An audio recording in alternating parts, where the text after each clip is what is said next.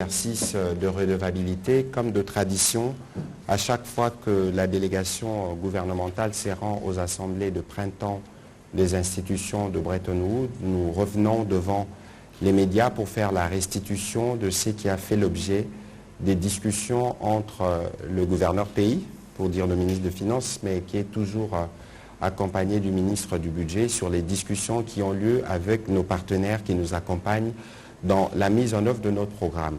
Pour rappel, avec le président Félix-Antoine Tshisekedi Tshilombo, nous avons fait beaucoup de progrès pour la première fois. Nous sommes en phase de boucler une revue, donc la 6e revue. Je pense que la mission a commencé aujourd'hui. Donc cet exercice va porter essentiellement sur la participation du ministre à ces travaux. Nous aurons aussi l'occasion, parce que lorsqu'on parle du programme avec les FMI, c'est un programme qui comprend beaucoup d'aspects en interne, notamment comment nous dépensons, les réformes qui sont implémentées. Nous aurons l'occasion, Monsieur le ministre des Finances, de faire un retour un peu sur la stratégie gouvernementale et les progrès que nous avons pu faire en 3 ans sous la conduite du Premier ministre Jean-Michel Sama Lukonde et bien évidemment sous la direction du président de la République, Félix-Antoine Tshisekedi Tshilombo. Mais bien avant que je ne vous passe la parole pour vos mots introductifs, je voudrais revenir sur une activité que nous avons eue ce matin avec le président de la République. L'hôpital de Kitambo sera totalement refait et il sera refait par ceux qui étaient hier des Kuluna. Ils sont venus de Kolwezi dans le Lualaba, de Mbujimaï, de Matadi, de Kinshasa et de plusieurs autres provinces. Ce matin, le président de la République a eu l'occasion d'adresser quelques mots à ces jeunes qui étaient jadis dans la rue parce que c'est sur eux maintenant que va retomber la tâche de la reconstruction du pays, en passant par la reconstruction de cet hôpital, mais aussi de la défense du territoire. En accord avec la technique, on va écouter le président de la République s'adressant aux jeunes bâtisseurs. Le modèle ya komona ndenge se transformer bokomi bato Afrika. Donc pour continuer boye mboka ezali kotiela bino penza motema tokotonga mboka oyo na bino babâtisseur mpe tokodefendre mboka na biso na bino babâtisseur. Bino omwe bomoneli mboka opasi bokoyeba ntina ya kodefendre mboka na biso contre banguna oyo bazali kokotisa baza kolinga kokotisa milinga na mboka na biso. Nzambe abatela bino biso toza na nsima na bino tokotika bino te botikala malamu batombeli bino mpe mosala malamu aba tokokutana mpe lisusu ntango boosisa misala na bino. Merci na bino. Voilà un progrès significatif pour ces jeunes désœuvrés. La police poursuit dans ces cadres l'opération Panthère Noire qui a déjà aujourd'hui réussi à rassembler encore 500 jeunes qui vont être déversés pour la formation et contribuer justement à la main-d'œuvre dont le pays a besoin pour sa reconstruction. Monsieur le ministre des Finances, bonsoir. Vous êtes un habitué de cet exercice de redevabilité. Ça, c'est parmi justement les derniers exercices de la primature dirigée par le Premier ministre Sama Lukonde. Donc nous aurons l'occasion de passer un peu en revue les discussions que vous avez eues aux assemblées de printemps, d'où vous venez, et quelles sont les perspectives. Finalement, qu'est-ce que vous direz aux Congolais moyens de ce que nous arrivons à obtenir des partenaires des institutions de Bretton Woods. Dans un premier volet, vous pourrez aussi revenir sur quelques réformes, notamment sur quelques progrès que nous avons faits en termes de gestion de finances publiques. Voilà, Monsieur le ministre des Finances, vous avez la parole. Merci beaucoup, Monsieur le ministre, chers collègues. Bonsoir à tout le monde. D'abord, une fois de plus, saluer cette initiative de réhabilitation de l'hôpital de Kitambo, qui était un des premiers hôpitaux de Kinshasa. 1952, m'a-t-on dit. Non, avant ça, parce que ma mère y est née. Ma mère est née là-bas en 1940. Voilà. Et donc, c'est un hôpital qui date d'il y a beaucoup plus longtemps que ça. Et ça symbolise un peu la volonté du chef de l'État de continuer à réveiller ce pays, à lui offrir une véritable renaissance, comme on l'a vu avec l'hôpital de la Mamayemo, qui s'appelle d'ailleurs hôpital de la Renaissance. De la Renaissance, voilà. Il a été rebaptisé.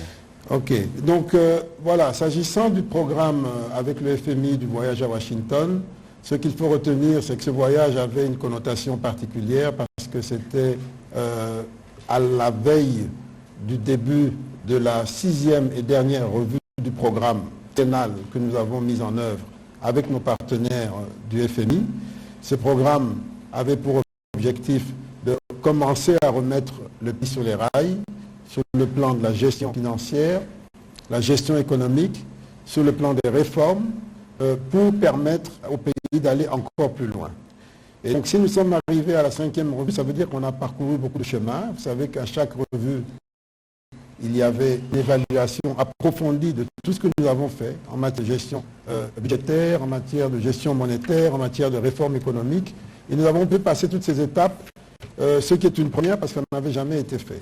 Et comme on a toujours dit, le FMI, c'est une forme d'auditeur qui regarde comment notre performance, comment nous rendons compte de ce que nous faisons, comment nous performons dans notre politique, dans la mise en œuvre de notre stratégie, de notre vision.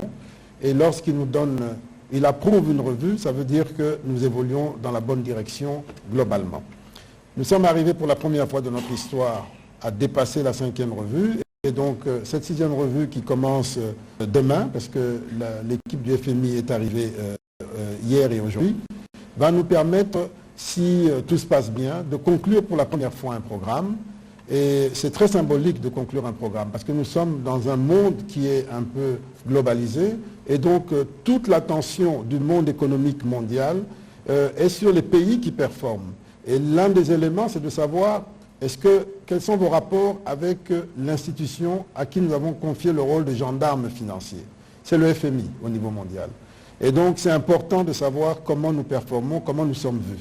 Et nous avons, depuis les 3 dernières années, rétabli beaucoup d'habitudes qui avaient été plus ou moins perdues. Par exemple, le fait de faire la reddition des comptes, le fait de poser le budget à temps, le fait de nous soumettre à toute forme de contrôle, justement pour pousser le pays à engranger une nouvelle façon, de nouvelles performances dans la gouvernance. Nous avons réhabilité les corps de contrôle, la Cour des comptes, l'IGF, la CNRF. Nous avons une feuille de route en ce qui concerne l'anti-blanchiment. Nous sommes en train de la mettre en œuvre. Nous espérons bientôt sortir de cette fameuse liste grise. Les dernières nouvelles que nous avons, c'est qu'elles sont très satisfaisantes. Les gens enregistrent positivement le progrès. Nous venons d'adhérer à un groupe qu'on appelle le groupe Edmond, qui est un groupe qui se fait confiance pour l'échange d'informations sensibles en matière d'anti-blanchiment. Tout ça, ce sont des éléments qui montrent que nous évoluons dans la bonne direction et le chemin est encore long. Mais l'ensemble des performances que nous avons faites nous a permis aujourd'hui d'avoir un budget différent, 3 fois plus important qu'il ne l'était il y a 3 ans. Et nous avons également pu mobiliser des ressources extérieures beaucoup plus importantes, plus de 5 milliards environ de ressources extérieures pour financer le développement. Nous avons également sur le plan secteur privé vu un accroissement net de l'investissement direct étranger. Lorsque vous comparez, en 2020, on était environ à 1,4 milliard. Aujourd'hui, en 2024, on est à 2,1 milliards. On était successivement à 1,4 milliard, 1,6 milliard et puis 2,1 milliards aujourd'hui, en 2 milliards projetés pour 2024. Ça veut dire que l'image générale du pays, le profil du pays sont tels que les investisseurs privés accroissent l'investissement dans le pays, les investisseurs publics, c'est-à-dire l'aide publique au développement, les pays, mis davantage sur notre pays. Donc c'est un signal très positif et nous avons besoin de cela. Pourquoi avons-nous besoin de cela? Tout simplement parce que nos ressources propres restent très faibles. Comme je l'ai souvent expliqué, même si on a multiplié par 3 le budget, quand vous ramenez ça par tête d'habitant, nous restons un des pays au budget le plus faible en Afrique. Et c'est ça le défi que nous avons. Donc nous devons accroître notre budget, notre mobilisation interne, accroître le PIB, c'est-à-dire la richesse nationale, mais aussi accroître notre capacité à mobiliser des financements extérieurs, qu'il s'agisse des financements publics, ce qu'on appelle la dette, mais tout n'est pas dette parce qu'il y a aussi des dons, ou bien qu'il s'agisse des investissements privés. Et par rapport à tous ces éléments, nous avons fait des bons significatifs pendant ces 3 dernières années qui nous permettent d'envisager l'avenir avec plus de sérénité. Et tous ces efforts ont fait que les agences de notation, qui sont des agences indépendantes, très rigoureuses, ont estimé que notre pays ne devait plus être considéré comme un pays de spéculation totale où il n'y a pas de perspective d'investissement. Progressivement, notre pays devient une destination pour les investissements. Et nous voyons beaucoup d'investisseurs s'intéresser à nous, s'intéresser à ce qui se passe, parce qu'ils pensent que progressivement, on va pouvoir mettre en valeur notre potentiel qui est un des plus importants en Afrique et même dans le monde.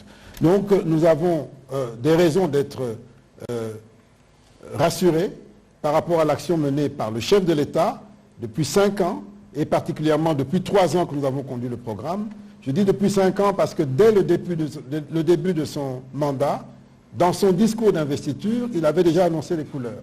Il avait annoncé l'ouverture, il avait annoncé le programme avec le FMI, il avait annoncé beaucoup de choses que nous sommes en train de mettre en œuvre. Aujourd'hui, nous avons la gratuité de l'enseignement primaire, de l'accouchement et bientôt de l'enseignement secondaire. Tout ce qu'il avait annoncé, qu'il portait dans sa vision, on commence progressivement à le dérouler. Alors, qu'est-ce qui va se passer maintenant si nous terminons ce programme, si nous l'achevons comme il se doit? D'abord, nous aurons donné le message que nous savons être un peu sérieux. Parce que jusque-là, depuis 1960, nous n'avons jamais réussi à terminer un programme. Et ce n'est pas des choses faciles de terminer un programme. Parce que lorsque vous devez gérer les dépenses de l'État, que vous avez toutes les pressions, tous les besoins, toutes les ambitions qui viennent sur votre table, il faut être rigoureux, il faut être solide pour canaliser ça et maintenir l'essentiel en fonction de principes donnés. Ces principes donnés, c'est quoi? C'est protéger les dépenses sociales, c'est protéger les dépenses d'investissement, c'est assurer la sécurité, tout ça dans un cadre donné, c'est-à-dire avec des ratios, une structuration bien donnée. Ça, nous avons réussi à le faire contre vents et marées, et c'est ça qui nous a valu les résultats au stade actuel. Maintenant que nous sommes en train de l'achever, nous allons entrer dans une autre étape, celle de l'approfondissement des réformes. Il faut accélérer ces réformes. Il faut accélérer les réformes sur le plan social. Nous avons eu gratuité primaire, nous allons passer au secondaire. Nous avons eu couverture pour les accouchements. L'ambition du président, c'est d'élargir ça à l'ensemble de la santé, ce qu'on appelle couverture santé universelle. Pendant la période qui vient, pendant le quinquennat qui commence, ça sera une des grandes ambitions. On va voir jusqu'où on pourra aller en fonction des moyens qu'on va mobiliser dans le pays et à l'extérieur pour assurer la couverture. Il y a des grands progrès qu'on a fait en matière, par exemple, de retraite. Au moment où nous sommes arrivés aux affaires, un retraité de la fonction publique gagnait entre 2 et 10 dollars par mois. Aujourd'hui, grâce à la caisse de retraite qu'on appelle SENSAP, en moyenne, un retraité va toucher entre 150 et 200 dollars par mois, ce qui est un progrès significatif. Et donc, c'est ce type de changement que nous apportons, dont les effets se font dans la durée, mais qui changent totalement la donne. Parce qu'il n'y a pas pire que de travailler toute sa vie et que de tomber dans la grande misère juste parce qu'on a pris sa retraite. Et ce sont des exemples d'efforts qui ont été faits. C'est là où est allé votre argent, l'argent des Congolais. On a payé à la caisse de retraite pour chaque employé du secteur public. Il y a 5 ans, on avait à peine 100 000, 190 000 agents à la caisse de retraite. Aujourd'hui, on a plus d'1 million, 1 100 000 environ, agents à la caisse de retraite. Et chaque mois, dans leur rémunération, l'État met une partie pour préparer leur retraite, de manière à ce qu'ils ne finissent pas avec 2 dollars comme c'était à l'époque, et qui était d'ailleurs payé de manière incertaine, mais qu'ils finissent avec quelque chose d'un peu plus significatif, et qui est payé de manière certaine, parce que la caisse aujourd'hui, elle est solide. Et pour vous prouver qu'elle est solide, rien que l'année dernière ici, elle a fait 85 millions de dollars de bénéfices. Donc voilà les changements de fond qu'on apporte à l'économie du pays, à la société. C'est vrai qu'il y a toujours cette impatience, qu'est-ce qu'on mange, qu'est-ce qui reste? Là, j'ai eu à l'expliquer, j'y reviens, rien qu'en salaire et en rémunération. En janvier 2019, nous avions environ 1 200 000 agents publics, civils et militaires, tous confondus. En décembre 2023, nous avons presque 1 600 000, 1 599 000 agents publics. Ça, c'est un progrès, un effort. On a payé plus de monde. En termes d'enveloppe salariale, en janvier 2019, on payait environ 240 milliards par mois. Aujourd'hui, on est à 840 milliards par mois. Voilà, ça veut dire qu'on paye plus et on paye plus de monde. Et quand vous ramenez ça par tête, en moyenne, l'accroissement nominal, c'est-à-dire en francs congolais, est de l'ordre de 65%, Et l'accroissement réel, ou en dollars américains, est de l'ordre de 53%. Ça veut dire qu'on paye plus de monde et ils gagnent plus d'argent. Mais tout ça, ça a un poids. Ça a un poids considérable. C'est pour ça qu'il faut bien gérer ça. Sinon, il peut arriver, lorsqu'on a d'autres types de contraintes, qu'on ait, comme on a eu de temps en temps, des retards dans la paye, mais ces retards sont toujours rattrapés. On n'a pas fini, quand on finit l'année, généralement, il n'y a pas d'arriéré de salaire significatif. On les rattrape, mais il peut arriver qu'il y ait des retards quand la trésorerie ne suit pas. Et donc, tous ces efforts qui sont faits, c'est pour les Congolais. Ça touche les Congolais. S'agissant de la rémunération, l'effort que nous devons faire maintenant, c'est de regarder salaire et primes, comment on fait pour que ce soit plus égalitaire et qu'il y ait plus de salaire et moins de primes. Parce que c'est le salaire qui détermine la retraite à la fin de la vie active. Et donc, il faut mettre plus d'argent dans les salaires et un peu moins dans les primes. Et même ce qu'on met dans les primes, que ce soit plus égalitaire.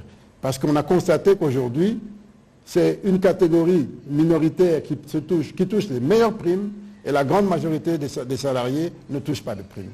Donc voilà le type d'effort que nous faisons. Voilà comment on essaie de faire des retombées. Ça, c'est par rapport aux dépenses sociales. Globalement également, lorsque nous avons commencé le quinquennat, les dépenses qu'on appelle fonctionnement, c'est-à-dire salaire et puis le petit fonctionnement, représentaient 92% de nos recettes. Aujourd'hui, ça ne représente que 63% des recettes. Ça veut dire qu'on a laissé un espace pour investir plus. Au début du quinquennat, on était à 1% d'investissement sur toutes les recettes. On est passé à 4%. Aujourd'hui, on est à 10, 11%, 15% quand on prend en compte les recettes extérieures, c'est-à-dire l'aide des partenaires. Voilà les efforts qui sont faits. Et si on ne le fait pas, on peut tout donner en salaire. C'est faisable. Mais ça veut dire qu'on sacrifie l'avenir. Ça veut dire que très vite, on n'aura plus de route, etc., etc. Il vaut mieux répartir bien les choses, faire comprendre aux gens l'effort qu'on fait sur les salaires, faire comprendre aux gens l'effort qu'on fait sur l'investissement.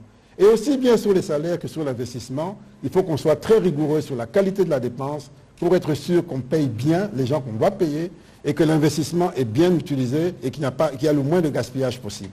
Donc voilà en gros quelques efforts. Et dernier point, appui extérieur. J'ai dit près de 5 milliards de dollars supplémentaires.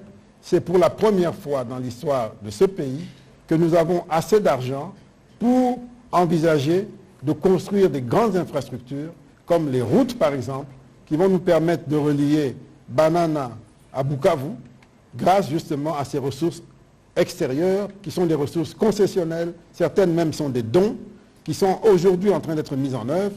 D'ici 2 ans, 3 ans, nous irons tous en Volkswagen ou en Ketch, nous pourrons traverser le pays et aller à Bukavu sans difficulté. Voilà le type de changement qu'on apporte. Et si on arrive à le faire, imaginez-vous, si on peut aller en Ketch de Banana à Bukavu, ça veut dire que ceux de Bukavu deviendront beaucoup plus riches parce qu'ils vendront leurs produits à Kananga, Mbujimaï, à Kikwit. Ceux de Kikwit, Mbujimaï, gagneront plus d'argent parce qu'ils achèteront le carburant au même prix que Kinshasa et non pas à 3 fois le prix. Ils achèteront le maïs au même prix que Kinshasa et non pas à 3 fois le prix. Voilà le changement, voilà le développement qu'on essaie d'apporter. Et je vous le dis, je vous le confirme, d'ici 3 ans, on aura connecté le pays, on aura transformé ce pays.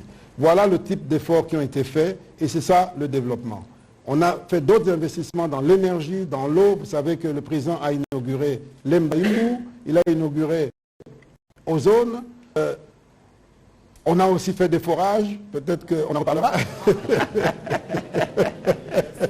Bref, on a fait beaucoup d'investissements pour s'assurer que les Congolais puissent avoir accès à l'eau parce que c'est une denrée essentielle. Ce sont des biens de base pour la survie. Il y a énormément de choses qui ont été faites. Malheureusement, je ne peux pas immobiliser le temps pour présenter ce résultat, mais ce qui est sûr, c'est que dans la période qui vient, grâce à notre positionnement, grâce à notre profil, grâce à la conclusion du programme et à la perspective d'un nouveau programme, non seulement nous allons continuer nos réformes en approfondissement des recettes publiques que nous sommes en train de sécuriser, mais nous aurons également des ressources extérieures à plus abondantes. Nous sommes en train de discuter des appuis budgétaires de l'ordre de 1 milliard ou plus, et du côté de la Banque mondiale, 1 milliard, 1,5 milliard du côté du FMI, de l'argent qui va venir nous aider à poursuivre le PDL 145, à mettre en œuvre tout un tas de réformes, à s'occuper des Congolais et à continuer le chemin vers la possible émergence. Alors, Monsieur le Ministre, avant qu'on ne rouvre la partie des questions, il y a un élément que vous n'avez peut-être pas mentionné, mais qui avait une incidence claire sur nos finances publiques, c'est les conséquences de la guerre dans l'Est. Et l'année qui se termine était une année qui a été une année électorale, et nous savons tous ce que cela représente. Comment vous avez pu, dans un contexte si difficile, concilier tous ces éléments pour nous permettre aujourd'hui de commencer la 6e revue? Très bonne question, Monsieur le Ministre. Justement, à l'époque où 92% de nos ressources propres allaient au fonctionnement, dépenses courantes, on ne réservait que 3% à l'investissement au maximum, et puis 1% ou à peu près aux dépenses exceptionnelles du type dépenses sécuritaires. Aujourd'hui, en 2023, nous réservons au moins donc 10%. En 2023, on a 10% pour les dépenses d'investissement, on a 22% pour les dépenses exceptionnelles sécuritaires, essentiellement. C'est beaucoup, mais c'est parce que la guerre progresse et nous devons nous équiper. Nous avons en face de nous un adversaire qui est équipé et qui est même aidé. Vous savez qu'il reçoit des aides à gauche et à droite. Et nous devons, nous, avec nos moyens propres, faire un effort. Et nous avons aujourd'hui 22% de nos ressources qui vont là-bas. C'est aussi en partie à cause de ça que parfois nous avons des difficultés de trésorerie. Notamment pour le premier trimestre ici, où nous sommes montés à 27%. Rien que le premier trimestre de 2024, 27% des recettes sont allées dans les dépenses exceptionnelles à caractère sécuritaire. 27%. Et donc, c'est ça qui nous perturbe d'une administration, d'une personne. Je n'ai fait que ça pendant ces 3 années. Et aujourd'hui, si nous sommes mieux vus à l'étranger, c'est parce qu'on a fait un travail sur nos comptes, sur notre façon de gérer, notre façon d'affecter l'argent, les réformes qu'on met en place. Une des réformes que j'ai mises en place, qui est la plus importante, à mon avis, c'est celle de l'introduction de l'impôt sur les personnes physiques. Non pas seulement pour leur prendre de l'argent, mais surtout pour les rendre redevables.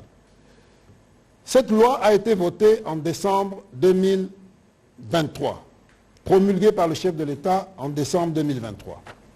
Avec cette loi, à partir de 2025, vous et moi, nous tous qui gagnons un peu d'argent, nous aurons l'obligation d'avoir une feuille d'impôt, d'avoir une déclaration d'impôt, une échéance.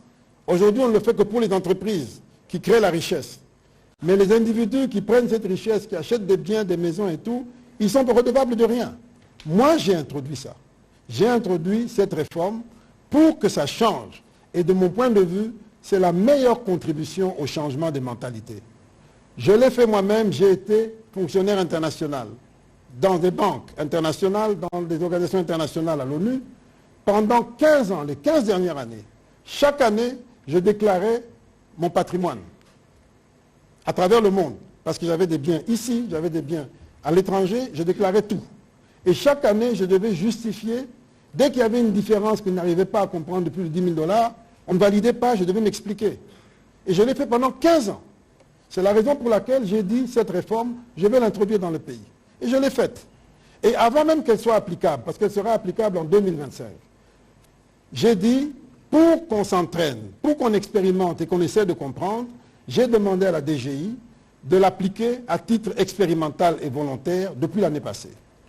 Par un arrêté ministériel, j'ai demandé que les gens déclarent leurs revenus, même pas le patrimoine, juste le revenu, c'est-à-dire les salaires et tout, et qu'ils déclarent la part de revenus qu'ils ont payés en IPR, juste pour qu'ils s'entraînent et qu'ils se préparent. Ce n'était pas obligatoire. J'ai fait un arrêté pour cela, c'était en attendant la loi, qui elle sera obligatoire. Je vous dis, tous les retours que j'ai reçus étaient essentiellement du secteur privé, le secteur privé formel. Ils avaient le souci de le faire. Ils allaient sur le site, parce qu'on pouvait le faire à la DGI sur le site, ils posaient des questions, comment ça marche, on n'arrive pas et tout, et puis ils le faisaient. Secteur public, aucun intérêt. Aucun intérêt. Moi, j'ai fait ma déclaration. J'ai fait ma déclaration et j'ai eu mon quitus fiscal. Et demain, ça sera obligatoire pour tout le monde. Pas seulement pour les revenus, mais également pour le patrimoine. Vous avez une maison, elle sera fiscalisée, on saura. Et donc, c'est comme ça le changement. Ça va rendre tout le monde responsable et tout le monde égaux dans la responsabilité. À mon avis, c'est la meilleure façon de réduire la corruption de manière solide et structurée. Voilà, encore que pour ça, Monsieur le Ministre, il faut faire beaucoup de sensibilisation justement pour que nous puissions tous avoir cette culture fiscale. On prend en série les deux dernières questions, Madame Mawete, Monsieur Enoch, Matondo, puis vous pourrez revenir sur la question qui vous avait été posée par Eric Izami et que Gramic aurait voulu poser à son tour.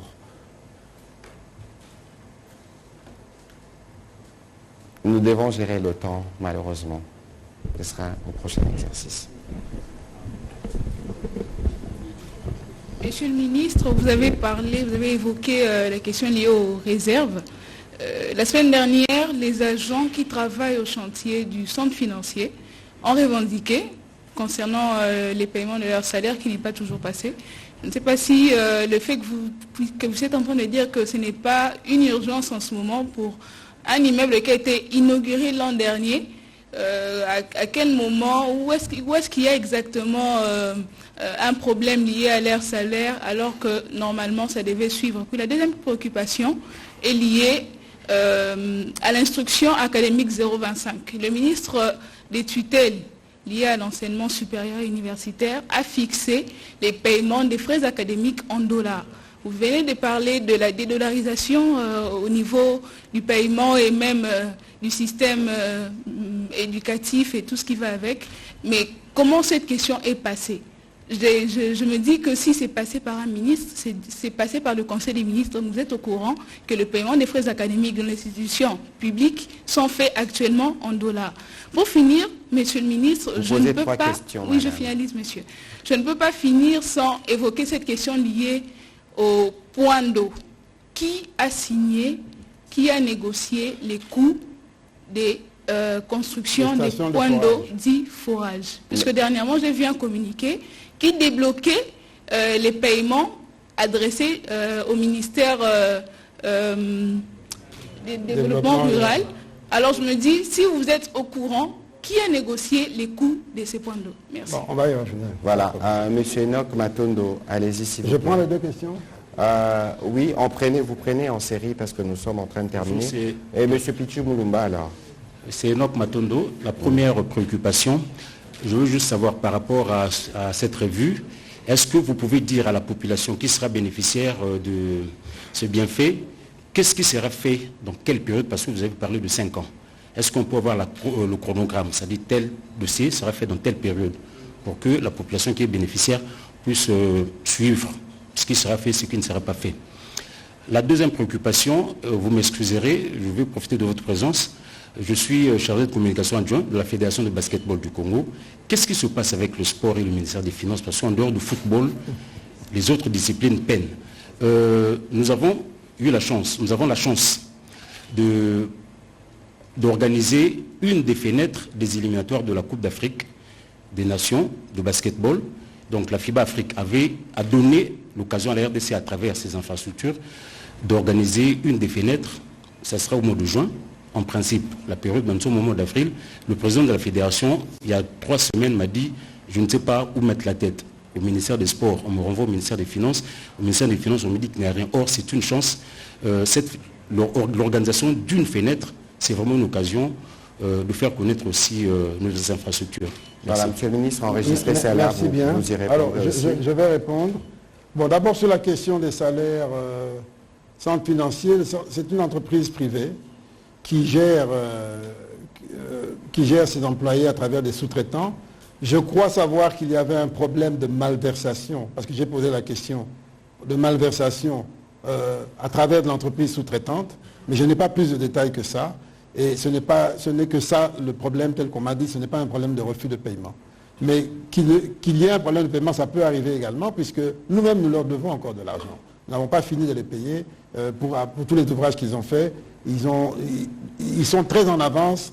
Nous leur devons beaucoup d'argent par rapport à ce que nous avons déjà payé, comparé au travail qu'ils ont déjà fait. Alors, les frais académiques, vous avez raison, c'est une erreur. D'ailleurs, c'était quelque chose qui a déjà été mentionné en Conseil des ministres. Même ça doit être payé en francs. Mais c'est ce qu'on dit, il faut d'abord se dédollariser dans la tête. Et ce n'est pas facile, mais il faut qu'on y arrive. Et donc, vous avez raison de poser le problème. J'espère que les concernés ont suivi et veilleront à ce que ce soit corrigé. Pour ce qui est du sport et du football, le ministère des Finances, D'abord, c'est un peu tout ça qu'on veut mettre en ordre, c'est-à-dire la gestion budgétaire et financière. Nous avons un gros problème, c'est que notre budget aujourd'hui n'est pas représentatif des réalités. Et le ministère des Sports en particulier, souvent dès le mois de mars, il a déjà consommé tous ses crédits. Et donc, c'est ça la difficulté. Et donc, quand il continue des compétitions, on est obligé de faire face. C'est de l'argent qui n'est pas disponible budgétairement parlant. Mais politiquement, sociopolitiquement parlant, on ne peut pas ne pas y faire face. Et on le fait, mais alors à ce moment-là, il arrive qu'on soit obligé de privilégier certaines disciplines au détriment d'autres. C'est dommage, mais c'est la réalité. Ce dont nous parlons aujourd'hui au gouvernement de plus en plus, c'est la question de la crédibilité budgétaire, du réalisme budgétaire. Et ça veut dire que soit on a des ambitions trop grosses par rapport à nos moyens, soit encore on dépense trop mal, on dépense mal. Mais en tout cas, on doit avoir plus de ressources si on veut faire plus de choses. Certains pays, comme le Bénin notamment, ont réussi à trouver des alternatives. Par exemple, pour le football, ils ont mis en place des dispositifs légaux qui font que les entreprises prennent en charge des clubs de foot et ils ont des avantages fiscaux en retour. Et ça aide d'ailleurs à professionnaliser le football. Le Bénin, plus tard, a des chances de devenir une grande nation de football parce qu'ils ont professionnalisé leur football par ce biais-là. Nous espérons que ça va arriver chez nous aussi. Vous êtes au courant, Mazembe a pu faire des performances parce qu'il y avait derrière Mazembe un homme d'affaires prospère qui avait les moyens. Aujourd'hui, Vita Club vient d'être pris en charge, racheté si je peux dire, par un homme d'affaires prospère qui a les moyens, avec de l'ambition, qui lui-même déjà a un autre club, un club de foot en Turquie, un club de basket, etc., en première division. Donc aujourd'hui, on espère faire entrer ce professionnalisme en utilisant les entreprises. Certainement qu'on va devoir ajuster notre législation pour que ces entreprises soient motivées pour accompagner le sport. Ça va donner un peu de répit à l'État. Donc il y a encore des réformes à faire, mais je comprends le souci. Malheureusement, la plus belle femme au monde ne peut donner que ce qu'elle a. Voilà, on va prendre rapidement Pichu Mulumba et M. Gramik. Ce seront les deux dernières questions et puis nous reviendrons sur la question d'actualité. Merci beaucoup, Monsieur le Ministre. J'ai deux petites préoccupations sur les revues. Quelles sont les réformes majeures, y compris structurelles, qui ont été mises en œuvre grâce au programme du gouvernement appuyé par les FMI? C'est la première préoccupation. Quelles sont les réformes majeures, y compris structurelles, qui ont été mises en œuvre grâce au programme du gouvernement appuyé par les FMI? Et puis l'autre préoccupation, c'est qu'à ces stades, les preuves sont palpables. La preuve, c'est la 6e revue qui va démarrer. Mais doit-on dire que tout est blanc? Sinon, quels sont les points faibles que les institutions de Bretton Woods soulèvent dans le cadre de la coopération bilatérale avec la RDC? Bon, je commence par cette deuxième question. Ce qui est faible, qui doit être amélioré, c'est notamment la gestion budgétaire. La gestion budgétaire et la gestion de la trésorerie. C'est la raison pour laquelle nous avons mis en place la Direction générale du Trésor, de la comptabilité publique et du Trésor, qui est une grande réforme, parce que cette Direction générale sera le cœur du ministère. Elle va révolutionner le travail des comptables publics qui vont devenir des gestionnaires et elle va sécuriser davantage notre trésorerie et nos dépenses. Ça, c'est un élément important. On vient à peine de commencer puisque la Direction générale est de création récente. Et donc, si on a un deuxième programme avec le FMI, on va approfondir, on va asseoir cette direction générale dans son rôle et vous allez voir combien ça va transformer notre façon de travailler. Deuxième élément de réforme que nous avons démarré, c'est que dans la gestion, dans les recettes publiques, on a introduit des logiciels. Il y a Logirad pour les recettes de la DGRAD. Il y a ISIS-Régis pour la trésorerie des recettes. Il y a maintenant un logiciel qui est en cours de mise en œuvre pour la gestion fiscale des impôts. Nous avons un data center qui est le plus grand du pays à l'heure actuelle. Et on aura deux d'ailleurs. Il y en a un premier qui a été fait en Ngaliema, qui sera en fait le backup. Et puis un autre qui sera au centre financier et qui seront deux data centers et puis un autre à l'intérieur du pays pour sécuriser les données. Et donc, nous aurons ce data center qui va faire que la digitalisation pourra monter en puissance. Nous avons, au moment où nous parlons, comme je l'ai dit tout à l'heure, la réforme sur les jeux d'argent, la réforme sur la TVA, Nous avons la réforme même sur la fiscalité. Vous avez les terminaux mobiles, les téléphones et tout ça. La plupart de ces terminaux ne payent pas l'impôt, la douane. Ne payent pas la douane. Donc quand ils payent une douane, c'est une douane au rabais. Nous allons, grâce au digital, pouvoir traquer les terminaux depuis leur source, leur origine, jusqu'à leur utilisation finale, pour qu'ils payent le droit de douane qu'il faut. Et personne ne pourra y échapper parce que ce sera électronique. Et donc, ça va également booster les recettes et faire un meilleur suivi. Et nous avons, ça c'est quelques réformes en matière de recettes, bien entendu.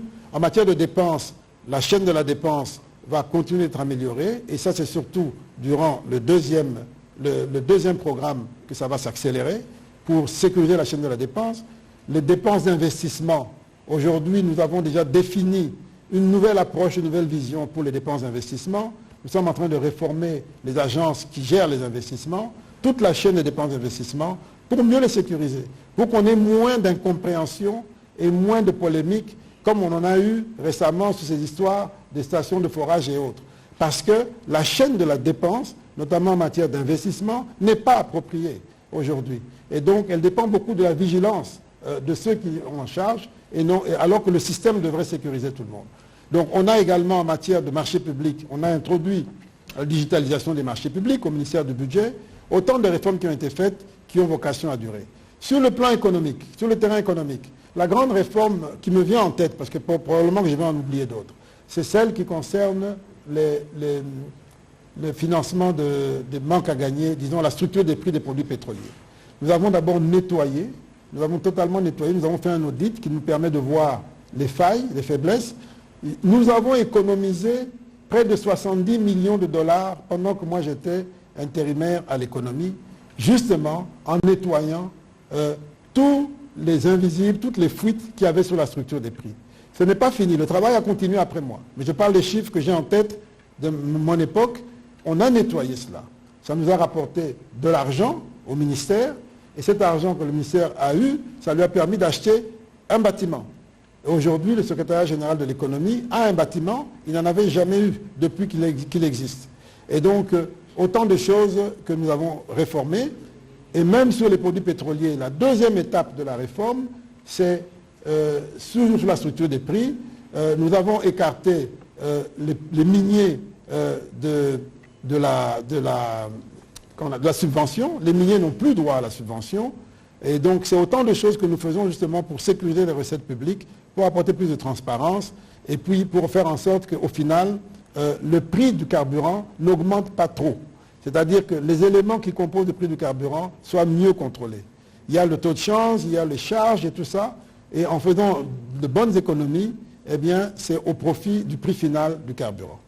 Voilà, on va prendre la dernière question, comme ça vous allez répondre à la question relayée par Mme Mawete. Allez-y, M. Gramy, pour terminer. Bonsoir, M. le ministre, porte-parole du gouvernement. Bonsoir, M. le ministre des Finances.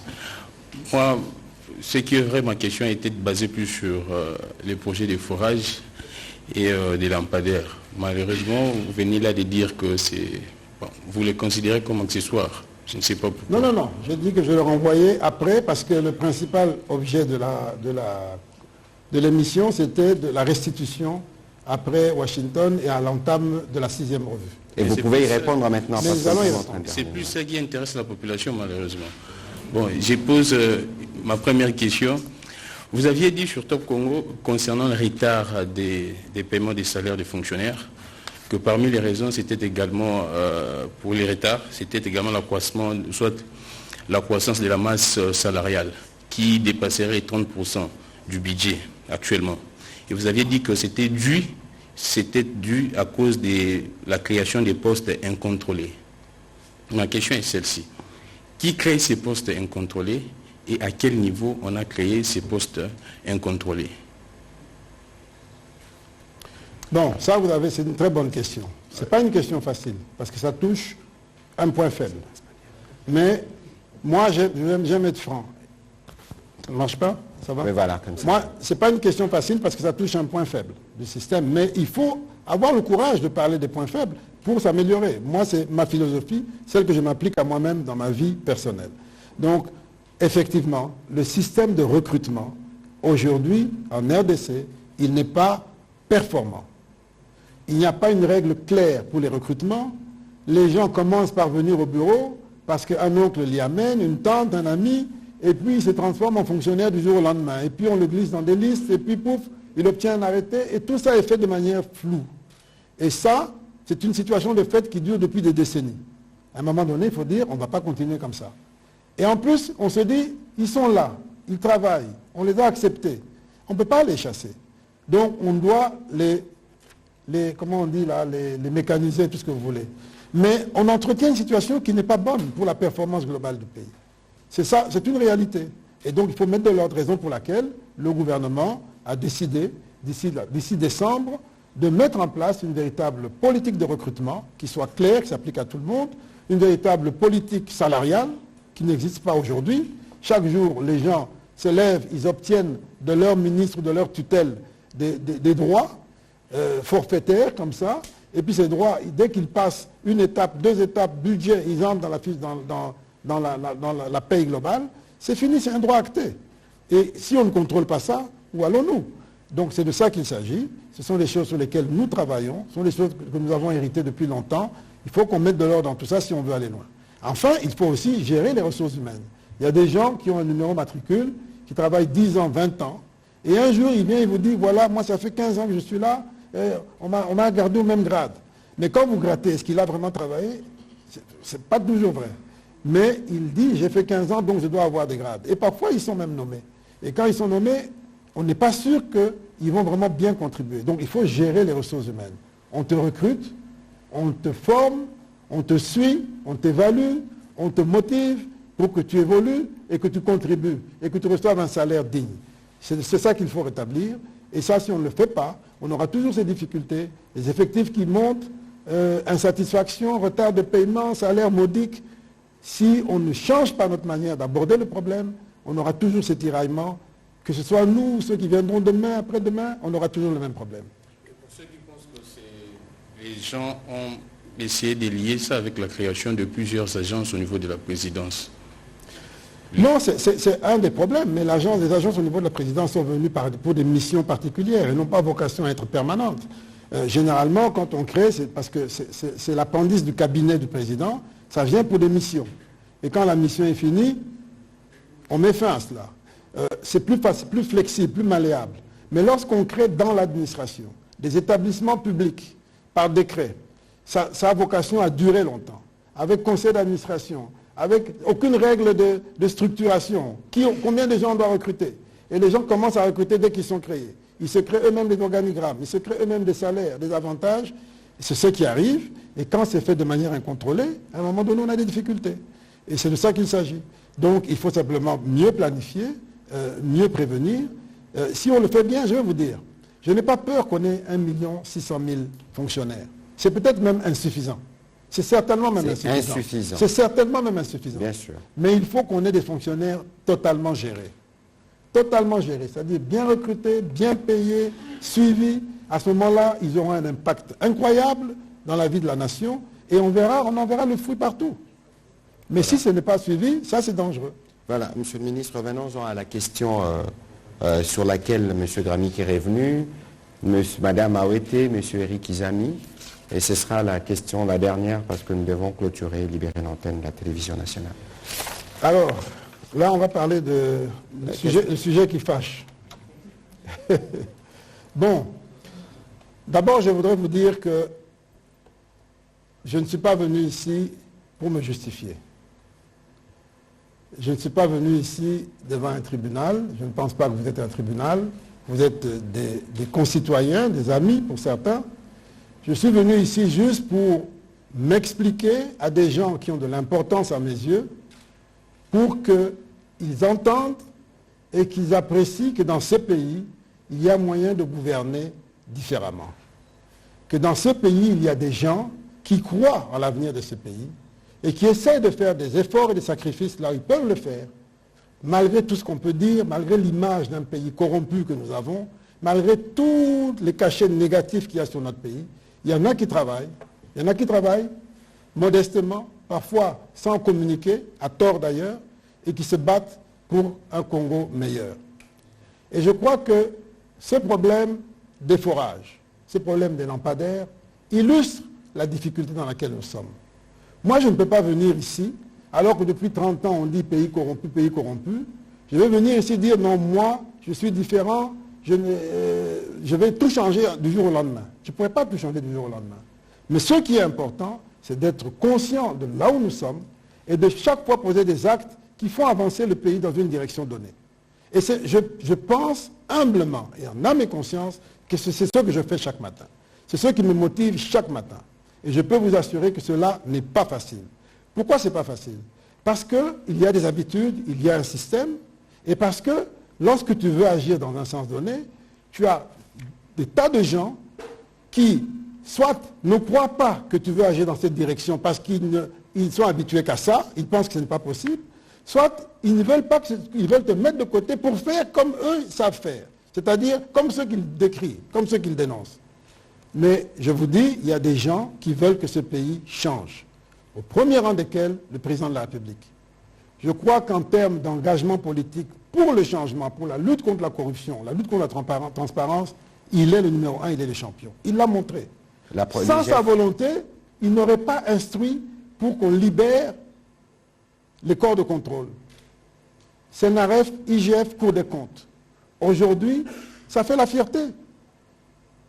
Aujourd'hui, CNRF est cité en exemple. Il fréquente ces entreprises. Je vous ai dit qu'il vient d'adhérer au groupe Edmond dont je viens de parler. Parce qu'on estime qu'aujourd'hui, ils travaillent dans un sens sérieux. On peut leur faire confiance pour échanger des informations sensibles au niveau mondial. Aujourd'hui, vous avez, la Cour des comptes a été réhabilitée, c'était même une des conditions dans le programme que nous avions avec le FMI à un moment donné, ça a été fait. L'IGF a commencé un peu avant les autres à se faire remarquer. Donc c'est pour vous dire que la volonté politique, ce n'est pas ça qui manque. Maintenant, le chef de l'État à son niveau ne peut pas tout faire. C'est à nous les Congolais de faire, chacun à son niveau. Et là, malheureusement, il y a un problème généralisé de manque de confiance. Généralisé. Et parfois, il y a de la mauvaise foi aussi. Mais moi, je peux vous raconter des tonnes d'exemples, comme celui des forages et tout ça, où dans mon travail quotidien, je me bats contre des systèmes installés. Mais je ne peux pas le proclamer parce que je vais paraître comme prétentieux, comme celui qui pense qu'il est plus honnête que tout le monde. Je ne le suis pas. J'ai mes faiblesses comme tout le monde. Mais je me bats réellement. Pour les forages. Et si je me suis trompé, j'accepte que vous me disiez que je me suis trompé. Nous recevons, quand nous venons aux affaires, nous recevons un dossier qui n'a pas commencé avec nous. D'ailleurs, on appelle ça forage à tort, parce qu'il s'agit de stations d'adduction en eau et de distribution d'eau, quelque chose comme ça. Nous recevons un dossier qui a été signé, boutiqué, avant nous, sous le Premier ministre Ilunga Ilunkamba, par un ministre du Développement rural qui n'est pas l'actuel, et puis il a signé, c'est passé au marché public, validé, c'est passé chez le Premier ministre de l'époque, validé, parce qu'il doit signer tous les contrats, et ça arrive juste au moment où nous arrivons aux affaires. Et le ministre actuel nous ramène le dossier en disant, il faut faire avancer ce dossier. Vous savez qu'en 2021, nous étions encore dans le contexte de Covid, où la question de l'accès à l'eau était une urgence, pour se laver les mains, pour des tas de besoins. Et donc, il pousse le dossier, de bonne foi. Il pousse le dossier et il amène le dossier chez moi, pour que ce soit payé, il fait la demande, ce dossier est passé même en conseil des ministres, etc.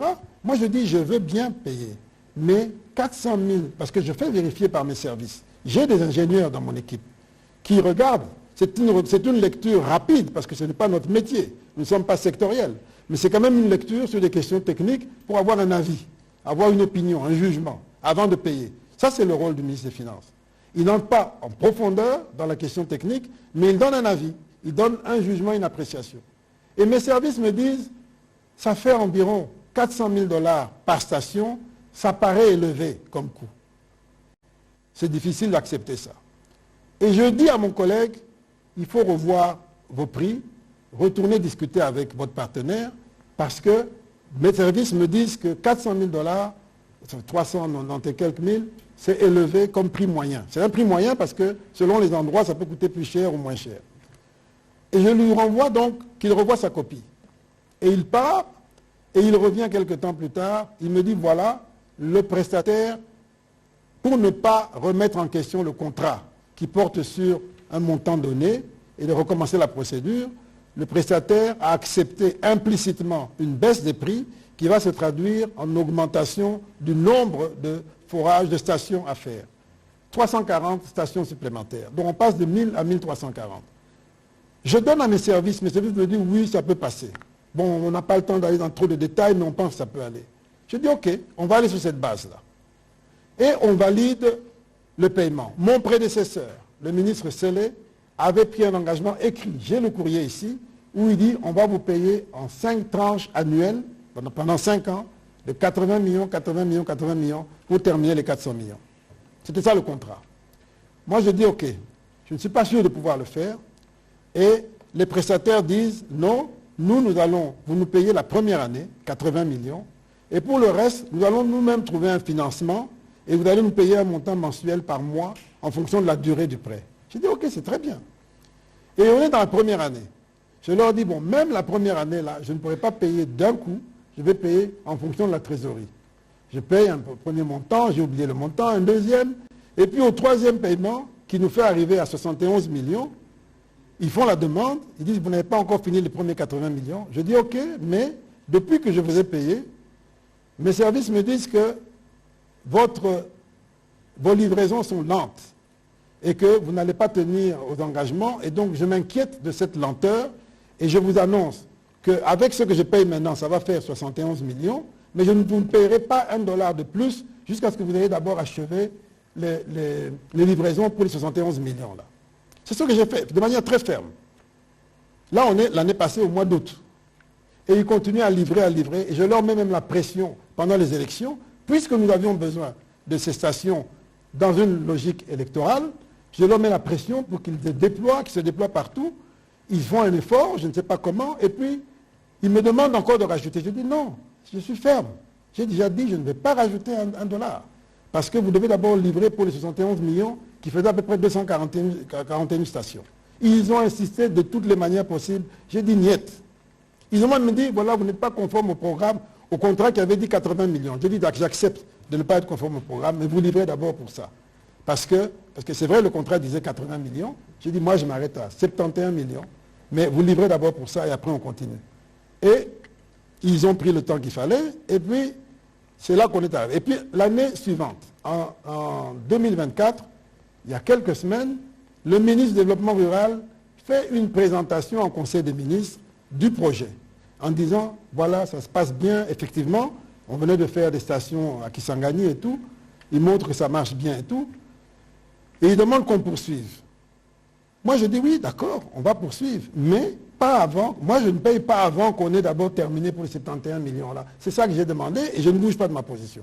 Ça a été acté comme tel en Conseil des ministres, on est passé sur autre chose. Alors, maintenant, je vois toute une polémique surgir. Je me pose la question, qu'ai-je fait de mal? Qui a surfacturé? D'abord, est-ce qu'il y a eu surfacturation? Je ne sais pas, mais moi ce que je sais, c'est que j'ai fait remarquer que 400 000 en moyenne c'était trop, et ils ont obtenu de réduire à 300 000, un peu moins de 300 000. Donc, s'il y a des gens qui ont surfacturé, c'est certainement pas moi. Moi j'ai obtenu au contraire qu'on baisse. Est-ce qu'on a payé de l'argent sans livrer? Non, moi j'étais ferme, j'ai dit, le contrat prévoyait un premier paiement de 80 millions, j'ai payé 71 millions, je vous laisse d'abord terminer pour 71 millions. Vous n'avez pas terminé, je ne bouge pas. J'ai toutes les lettres dans lesquelles ils réclament, ils demandent. J'ai dit, niet, je ne bouge pas. Alors qu'est-ce que j'ai fait? Si j'étais, de quelque manière que ce soit, complice de qui que ce soit, ça devrait commencer peut-être avant, même au moment où on a fait le contrat. Et maintenant on a trouvé une formule, on dit non, il a payé son cousin Mike Kasenga. Mike Kasenga, non seulement on n'a absolument aucun lien, ni de famille, ni d'amitié, ni de quoi que ce soit, mais en plus, moi je suis du Kasaï, jusque-là, il n'y a pas longtemps, il y a quelques semaines ici, j'étais convaincu qu'il était du Maniema. Pourquoi? Parce que la première fois que je l'ai rencontré, c'était quand j'étais conseiller aux finances, il avait un parrain qui s'appelait Kiti Mabin Ramazani qui est du Maniema, et c'est lui qui défendait ses dossiers. Et donc pour moi, dans ma tête, c'était quelqu'un du Maniema. Et maintenant, j'apprends subitement dans les réseaux sociaux que c'est mon cousin. Je dis, mais... que c'est mon cousin. Je dis, bon, est-ce que c'est fait pour nuire? Est-ce que c'est fait de bonne foi, de mauvaise foi? Je n'en sais rien. Mais je trouve ça simplement triste parce que c'est une façon de détruire l'image, pas seulement d'un individu, moi je compte pour du beurre, mais d'un pays, d'un gouvernement, de tous les résultats qu'on a obtenus. Je me demande dans quel intérêt. Dans quel intérêt tout ça? Alors, donc, voilà la réalité. Et je continue de dire, s'il y a eu une quelconque surfacturation sur ces dossiers, j'ai donné ma contribution à ce problème de surfacturation. S'il y a d'autres contributions, qu'on les apporte. Qu'on les apporte et qu'on les règle. Laisse-moi terminer. Et je vous dis, si j'ai vu que le PGR, le procureur général, a fait une réquisition d'informations pour s'assurer qu'on livre toutes les stations, moi, je vais lui écrire, demander d'ajouter au problème de livraison celui du coût. Comme ça, il vérifie les deux. Est-ce qu'on a livré et est-ce que le coût est vrai? Comme ça, l'affaire est claire. Les prestataires vont rendre compte devant la loi, devant n'importe qui. C'est tout. Mais comment moi je peux aujourd'hui, je n'interviens qu'à la fin. Je n'étais pas là quand ils ont conclu le marché. Quand les marchés publics, dont le ministère du Budget a validé le marché, quand le Premier ministre a validé le marché, quand le Conseil des ministres a revalidé le marché, je n'étais pas là. J'interviens à la fin pour payer, et maintenant tous les mots d'Israël, on veut les mettre sur ma tête. Je ne sais pas par quelle magie. Et on invente en plus un cousin qui n'est pas... Monsieur le ministre Nicolas Kazadi, merci. Mais tu permets qu'il y a l'autre, celui des lampadaires. Et je m'arrête en une minute, s'il vous plaît. Rapidement. Deuxième dossier, celui des lampadaires. Sinon, vous faites une émission spécialisée. Non, lampadaire, je m'arrête là. D'ailleurs, je n'ai même plus de voix. Voilà. Lampadaire. On me demande la même chose. Le gouverneur de la ville, Gentini Ngobila, m'écrit pour me demander de payer 2900 lampadaires, etc., etc. Ça faisait à peu près 4900. Parce que moi, je regarde directement les prix, je me fais une idée globale. Je vois 4900 par lampadaire. Je lui dis non, je ne peux pas payer ça. C'est trop cher. Il me dit pourquoi? Je dis mais au moment où nous parlons, je suis en train de payer des lampadaires qui coûtent 1500 $. Chez un fournisseur de la place ici qui s'appelle Modern Construct. 1500 $, qui livre dans tout le pays. Et on ajoute 120 $ seulement pour l'installation. Alors comment je vais payer à 4000? Il me dit c'est pas les mêmes lampadaires. Je dis je veux bien, mais même si on n'a pas besoin de Rolls-Royce de lampadaires ici, on a besoin de simples lampadaires. Il me dit non mais le marché est déjà passé et tout, il a déjà passé commande, tout ça en France, donc il faut payer. Et il fait son lobbying en disant que c'est pour lutter contre les koulouna, etc., et tout. Et finalement je dis bon, comme c'est un gros montant et que je ne suis pas convaincu, j'appelle en premier l'inspecteur général des finances. Je lui dis voilà, on me fait pression ici pour payer ces histoires de lampadaires dans le cadre de la lutte anti-koulouna, tout ça. Je vais payer, mais je vous demande de faire le suivi de ce paiement. Et j'ouvre un compte qui s'appelle Hôtel de Ville Bar Investissement, dans lequel on loge l'argent. Qui a la signature de ce compte? L'Hôtel de Ville. Pas moi, l'Hôtel de Ville. Et je dis que seulement 30% de l'argent peut être donné aux prestataires pour les travaux locaux. 70%, ça ne peut être payé que directement aux fournisseurs étrangers. Tout ça pourquoi? Parce que je sais que quand on paye par lettre de crédit aux fournisseurs étrangers, on sécurise le paiement. La banque ne peut payer que ce qui est réellement dans la commande, c'est-à-dire ce qui est dans le contrat. Parce qu'on peut vous présenter des lampadaires très chers et au moment du paiement, on paye des moins chers.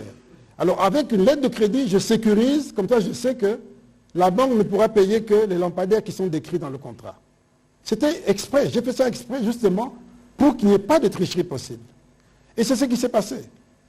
L'hôtel de ville, le gouverneur Ngobila a signé un ordre de mission, il a envoyé une équipe, son ministre provincial et une équipe, pour aller même visiter l'usine qui fabriquait. Tout ça, j'étais au courant de rien, je viens de voir ça maintenant dans le dossier, qu'il avait envoyé une équipe même pour vérifier tout ça. J'entends un journaliste qui est quelqu'un d'intelligent, je sais qu'il est intelligent, mais qui dit comme ça, habillé en soutane, les mains levées, que moi, je ne suis... il dit, Ngobila n'a rien à voir dedans. Le ministre a lui-même décidé d'acheter et puis de mettre ça sur le dos de l'hôtel de ville. Mais moi, je dis, mais c'est un dossier qui m'a été amené sur la table. Le gouverneur est là. Ça a tendance à augmenter. Bien sûr. Et c'est ça qui nous perturbe, mais on n'a pas d'autre choix. On doit assurer la sécurité du pays. Il n'y a pas d'État sans territoire. Et donc, nous avons l'obligation de le faire et le chef de l'État est totalement engagé là-dedans. Voilà, merci beaucoup, Monsieur le Ministre. On va commencer cette série de questions avec M. Eric Izami et puis ce sera M. Bomboka. S'il vous plaît, une question, comme ça nous ferons une économie du temps. Même si je sais que ce n'est pas évident quand on a le ministre des Finances en face. pas évident, Monsieur le ministre. Merci de la parole.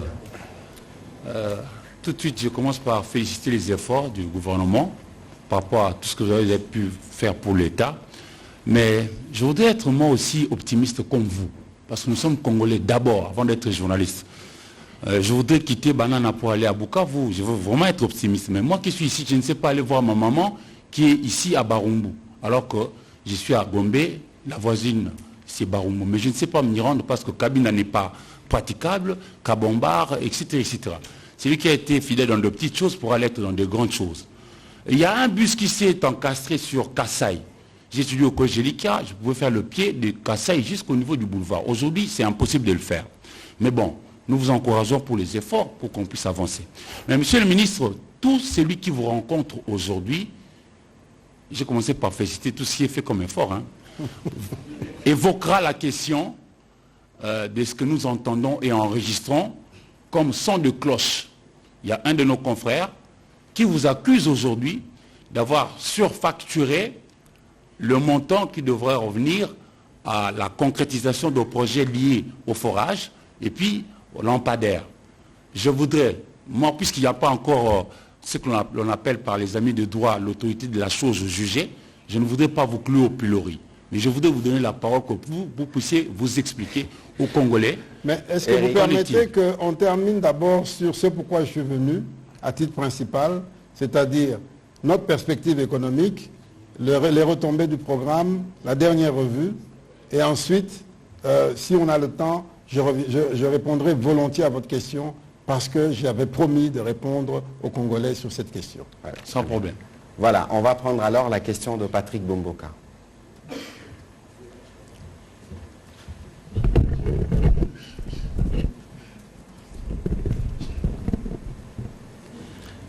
Merci. Bonsoir, Monsieur le Ministre. Vous venez de l'évoquer, une équipe FMI est dans nos murs, justement pour poursuivre les discussions autour de la 6e revue. Dites-nous, Monsieur le Ministre, vous n'avez plus assez de temps avant la conclusion justement de cette 6e revue.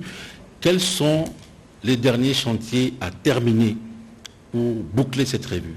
Merci. Okay.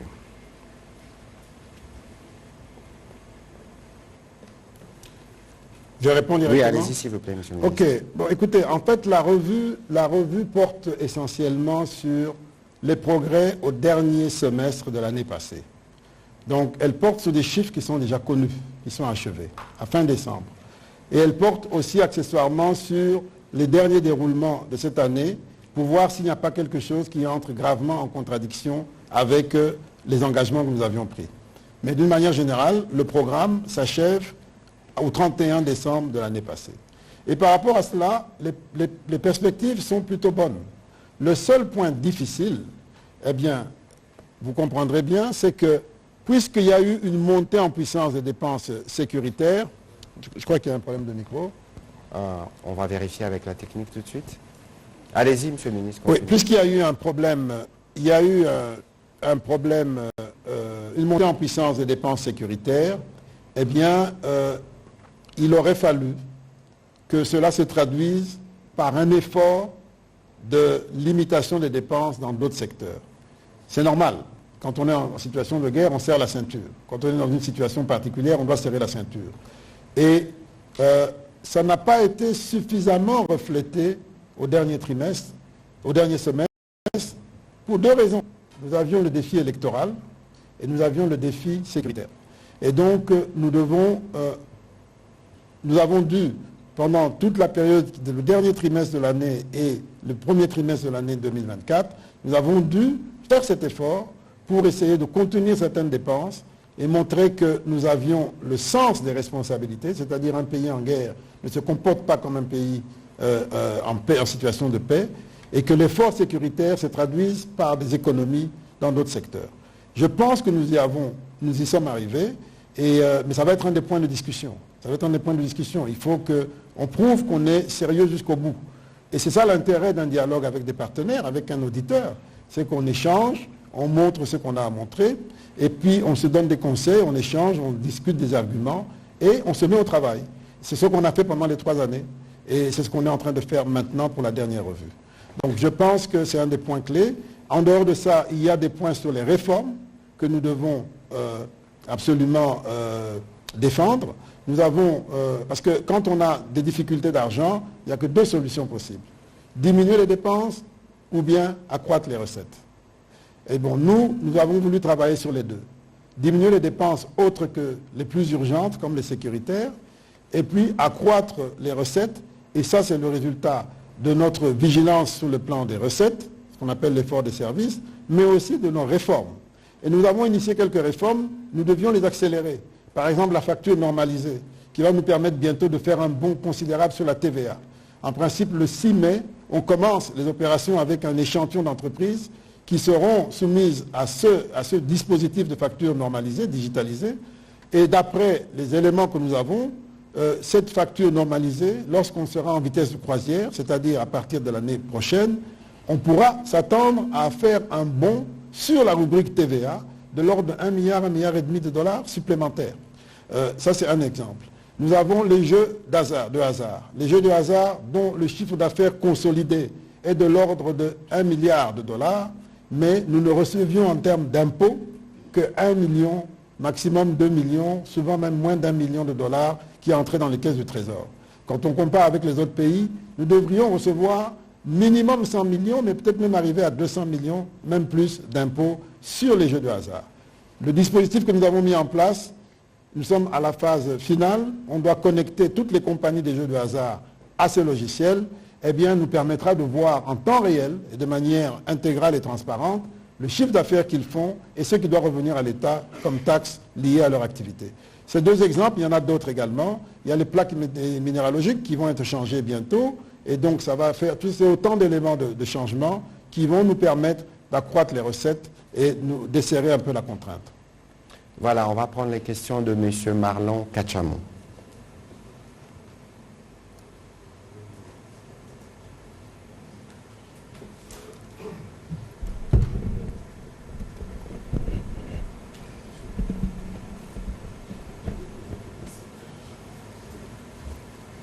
Monsieur le ministre, vous avez rappelé avec fierté toutes les prouesses réalisées par la République démocratique du Congo, prouesses approuvées par les FMI.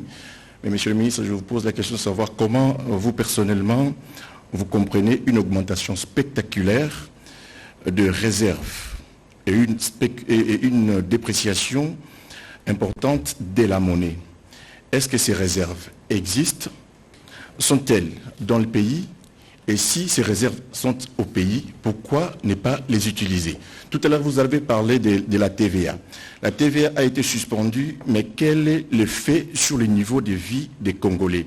Est-ce que vous avez fait une sorte d'évaluation pour mesurer l'impact de cette suspension, monsieur le ministre? Quelle TVA qui a été suspendue? La TVA, il y a prorogation jusqu'au mois de décembre. Oui. Oui. Sur les produits de base. Sur les produits de base. Oui. Oui, cette mesure sur la TVA, produit de base, nous l'avons prise à l'époque d'ailleurs où je combinais finance et économie. Elle s'imposait parce qu'il y avait une crise, la guerre en Ukraine, la hausse des prix. Et nous, à court terme, nous n'étions pas en mesure de relever le défi de l'offre de ces produits. Mais évidemment, c'est une mesure qui ne doit pas durer indéfiniment. Elle permet de soulager pendant un temps, mais l'idéal, c'est que les prix chers à l'extérieur conduisent à une production locale. Malheureusement, on a encore du mal à relever le défi en termes de production locale. Et lorsqu'on le fera, il faudra maintenant supprimer cette exemption de TVA. Et certains pays sont allés même jusqu'à relever les droits de douane pour protéger la production intérieure. Mais nous ne sommes pas encore là. Ce que nous avons fait, en tout cas lorsque j'étais en charge de l'économie, nous avons engagé un dialogue avec le secteur privé en disant aujourd'hui, pour des raisons d'urgence, nous baissons la TVA. Nous faisons une exemption de TVA parce que les prix montent, mais nous voulons engager avec vous un dialogue pour des grands projets de production locale. Et une fois qu'on commence ces projets de production locale, nous allons remettre la TVA, nous allons protéger votre production locale. Et cette discussion est en cours. Nous avons une zone économique spéciale qui est en train d'être mise en place à l'est de la ville, à Maluku, qui va, entre autres, s'occuper de la production de certains produits de base. Et donc, c'est comme ça que progressivement, nous allons reconstituer une chaîne de production locale parce que c'est une priorité du chef de l'État, la diversification de l'économie, la production locale de produits que nous pouvons produire. Ce dialogue avec le secteur privé est extrêmement important. Secteur privé local, secteur privé national et secteur privé étranger.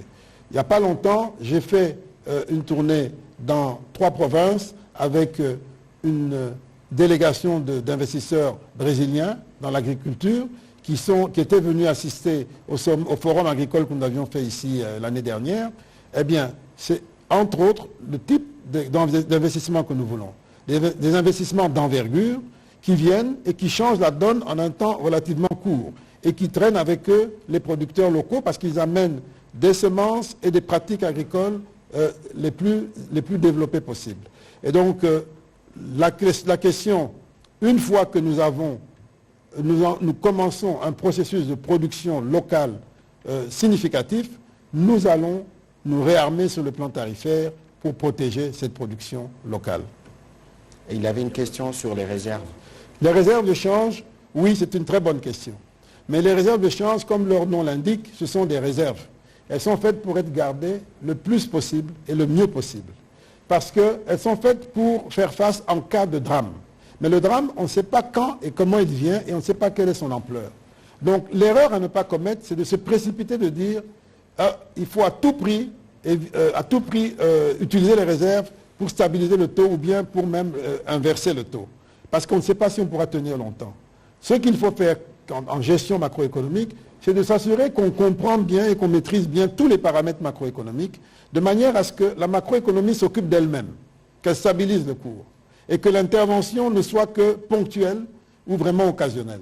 Pourquoi? Parce que beaucoup de pays qui se sont précipités dans l'utilisation des réserves pour injecter sur le marché de manière massive, ils les ont perdues.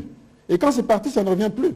Et quand on a une dynamique où on se dit la banque intervient, tout le monde reconstitue ses encaisses en devises, et puis vous perdez les devises et vous n'avez pas réglé le problème.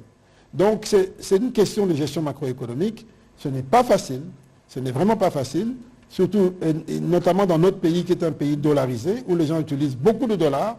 Dans les pays où on n'utilise pas le dollar sont dans la banque centrale, et peut-être dans les banques, mais pas dans les caisses, pas dans les mains des particuliers. Chez nous, c'est un peu différent, donc c'est une question sensible. Tout réside dans la politique d'intervention sur le marché, qui est une politique de la Banque centrale dans son indépendance. Et donc, je ne peux qu'expliquer comment ça se passe, mais je ne voudrais pas donner un avis, parce que ça relève de l'indépendance de la Banque centrale. Ok, voilà. Et d'ailleurs, sur ces sujets, le Premier ministre, plusieurs fois d'ailleurs, dans vos réunions ECOFIN, vous avez parlé de la dédollarisation, et d'ailleurs, on va faire des terminaux dans tous les supermarchés où on pourra payer en francs congolais, je pense. Exact, c'est l'une des stratégies. Tout à fait. On ne le rappellera jamais assez, si vous voulez réduire notre sensibilité par rapport au taux de change, aimons notre monnaie, travaillons dans notre monnaie, payons des salaires en notre monnaie, faisons nos calculs en notre monnaie. C'est un défi important, mais c'est de ça qu'il s'agit quand on parle de dédollarisation.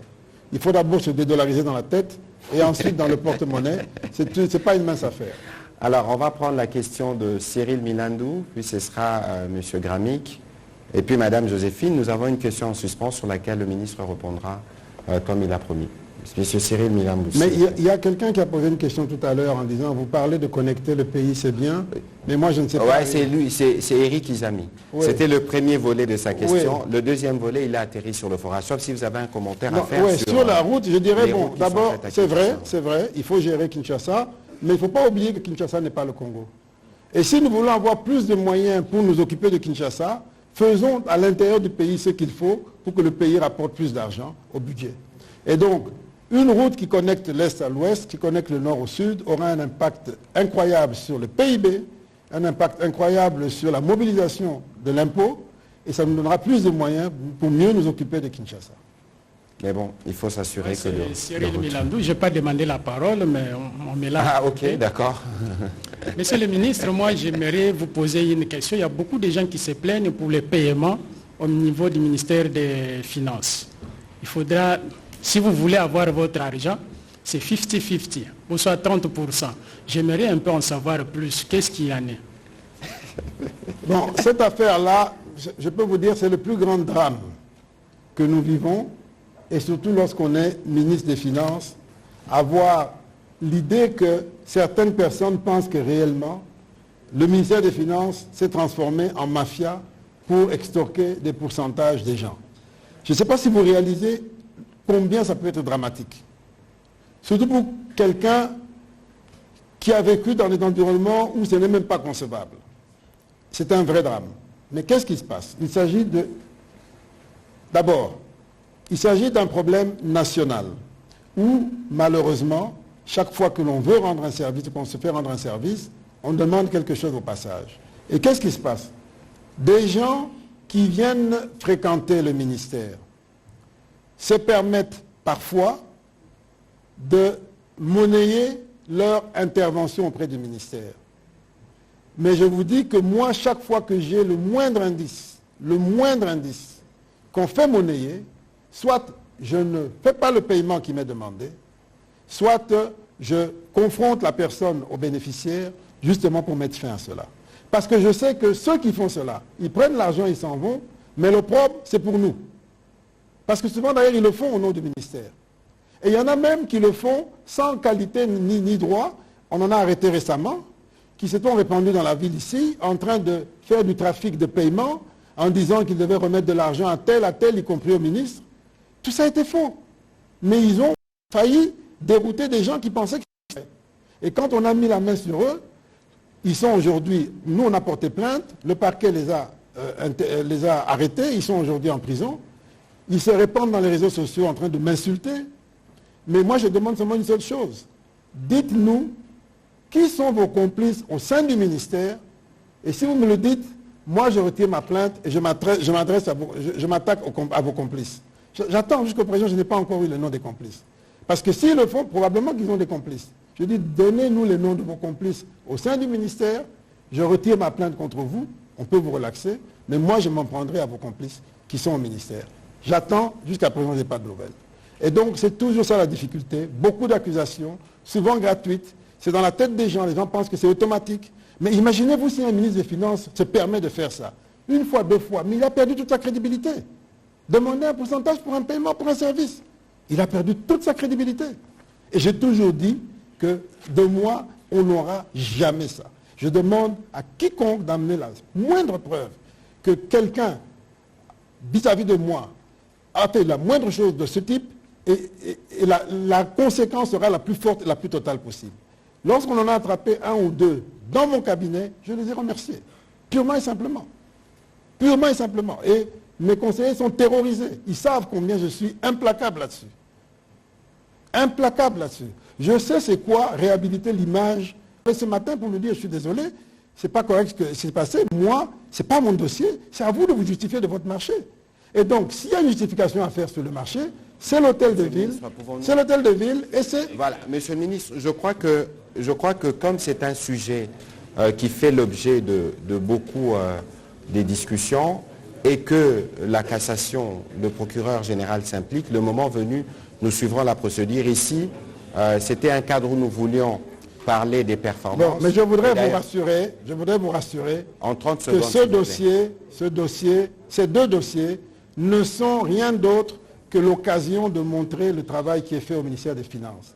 Et je peux vous dire, ça c'est deux dossiers seulement, mais il y en a plein comme ça. Mais je ne peux pas commencer à parler des gens en désordre.